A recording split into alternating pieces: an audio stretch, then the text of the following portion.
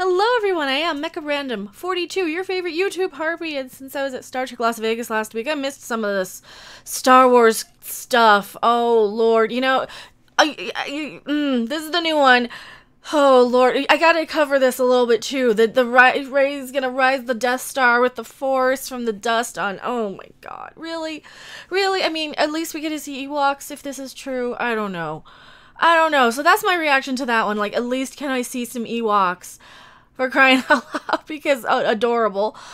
That's not the real article that I really wanted to cover, because I think at this point with Star Wars, I'm just like, okay, what can you do? What else can you do at this point, you know? Why not? Why not make Sith Ewoks or bring back Jar Jar freaking Binks, for crying out loud? It can't be any worse than what we've got. Oh, but no, they can't make any merchandise on them. They'd have to make a new female Gungan that they can sell toys of.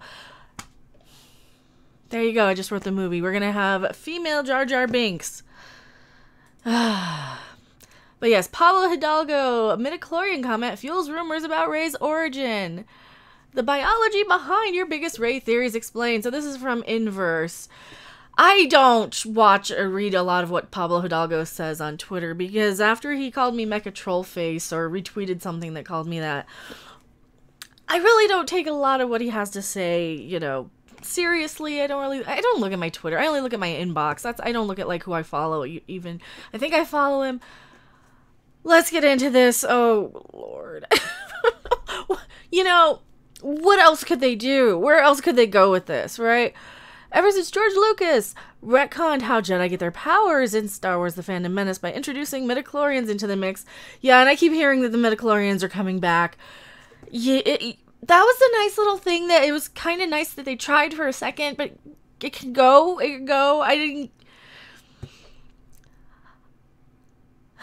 Fans have put a lot of effort into analyzing how the Force works on a biological level. New comments from Lucasfilm creative executive Pablo Hidalgo shed light on how midichlorians might function in cases of blood transfusions, and more importantly, cloning, which may have inadvertently revealed how Star Wars The Rise of Skywalker could rewrite Rey's backstory to support one of the most popular fan theories around. No, she's the kid of no one. If she's a clone, and this is what I keep hearing, she's a clone of either Luke or Leia or Palpatine or, you know, something. Because she has no parents. Her parents are no one. And here's the thing. It's all, if they think that making her a clone is going to all of a sudden solve her little Mary Sue powers, if they're going to do this, then you really need to look at nature versus nurture. Watch Star Trek Nemesis. It's not one of the better ones, but it's not that bad. And it kind of it goes into this, you know. Picard was cloned by Shinzon, or cloned. They had Shinzon, played by Tom Hardy, and he was a bad guy, and he was basically the same person. He was just raised differently. Greetings, and thank you for subscribing. I really, really appreciate it. But here's the thing with Rey. You can't explain how she has all these Force powers and everything, how she's so wonderful and how she can do things. Because yes, Force powers, yes, but you still have to know how to use a lightsaber if you are a clone, right? So you can say, oh yes, this is how she can have all the Force and how she can do everything and blah blah blah blah blah. But she still needs some training. She still needs some basic skills. She still needs something.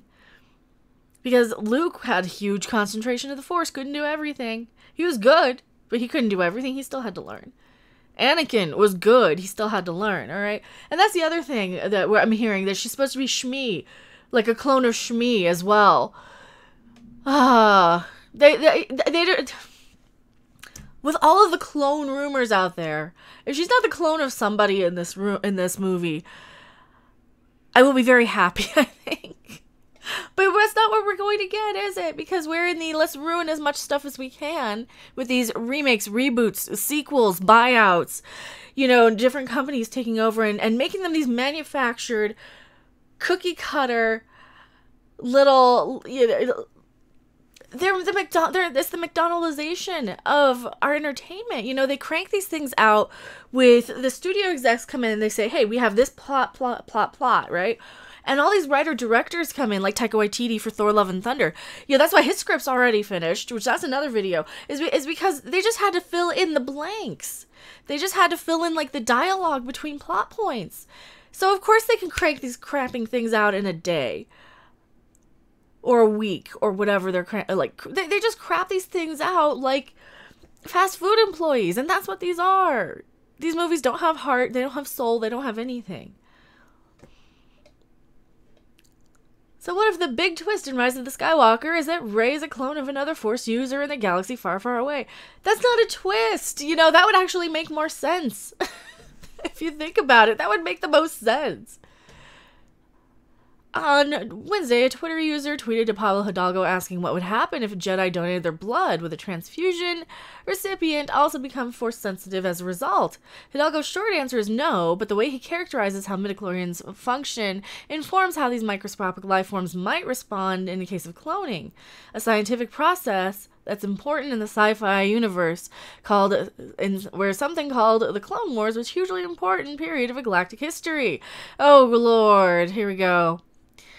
So if the Jedi were blood donors, everyone would be Force users or at least Force sensitive. See, that's what I would think. If it's on a microbiological level. It says Pablo Hidalgo responds, I don't think that's how it works.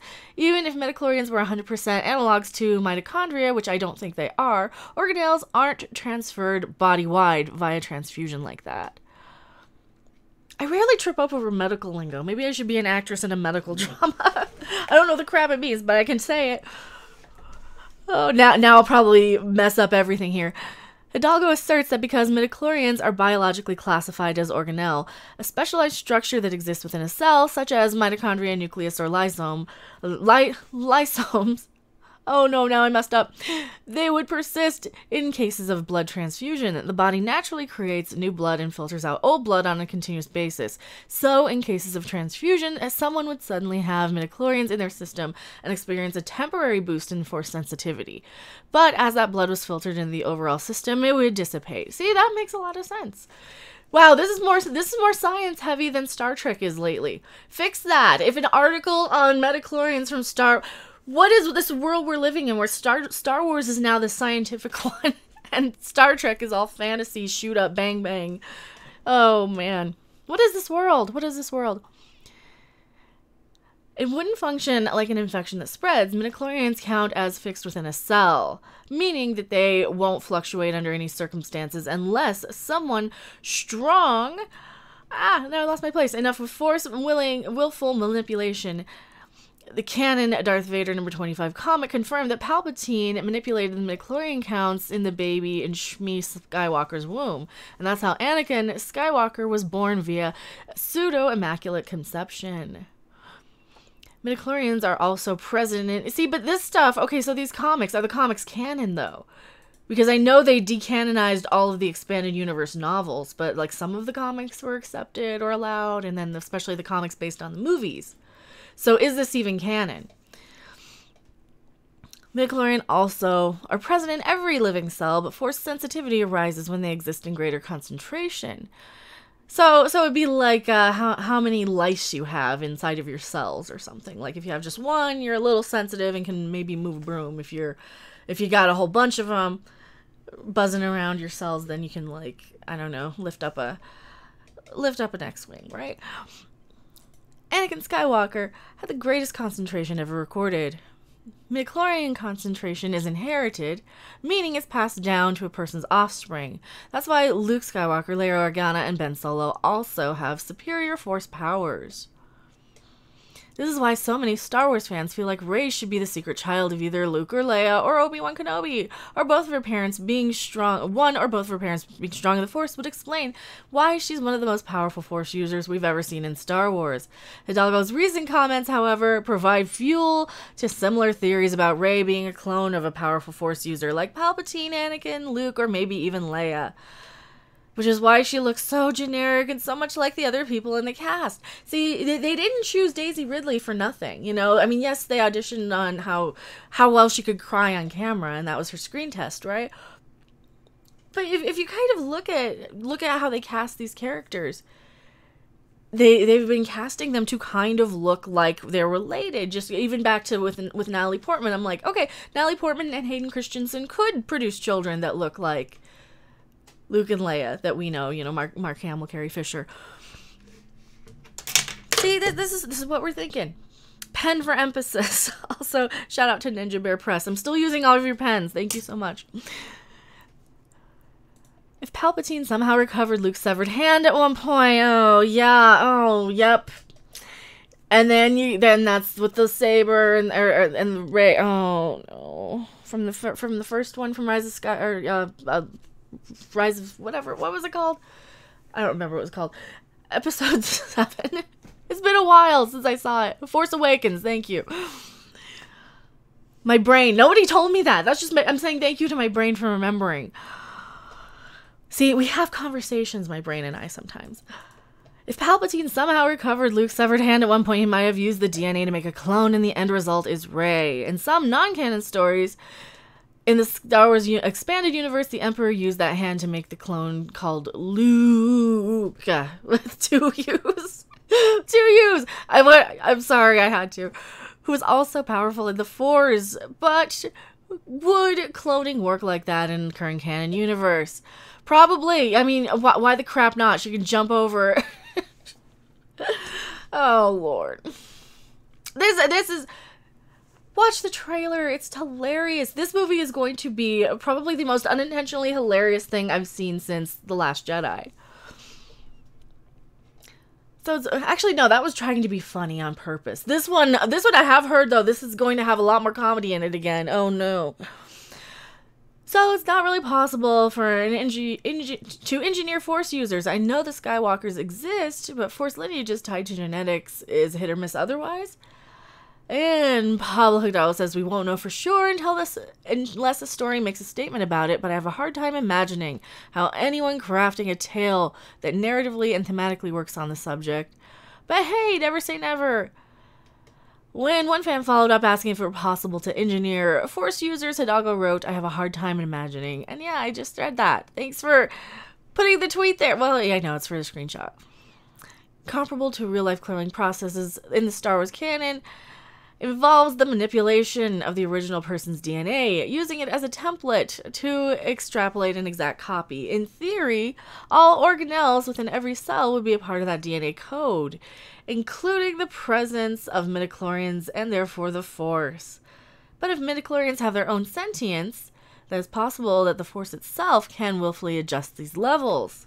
See, that's what I always kind of understood with the way they explained it. You know, that they are a life force themselves that kind of exist and cluster like a swarm of gnats or something.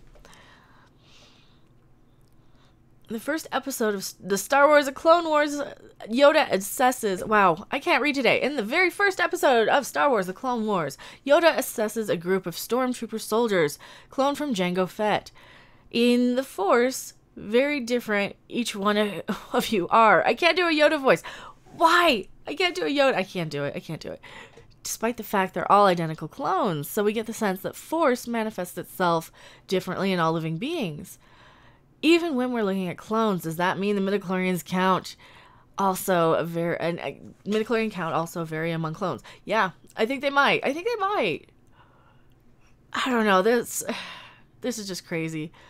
Possibly, but in biological terms, Rey being a clone of somebody important totally feels possible. And that's kind of what we thought. Anyway, that oh yeah, she's either the daughter of or a clone of, right? I mean, when they said, oh no, you're not the daughter of anybody, then everybody was like, ah, clone, because you're too damn perfect at everything. And yeah, the Force can explain some of it, but bad writing can explain the rest. Tell me what you guys think in the comment section below. I'm along for the ride on this one. I have no emotional investment in this anymore. I just want to see how dumb it's gonna get. Really, at the end of the day, how much worse can it get? Tell me what you guys think in the comment section below. I am Mecha Random 42, and I will see you guys on the next video, live stream, or wherever. Bye! Thanks for watching. If you liked it, make sure to hit that like button, and if you want to see more, don't forget to subscribe. See you in the next video. Bye!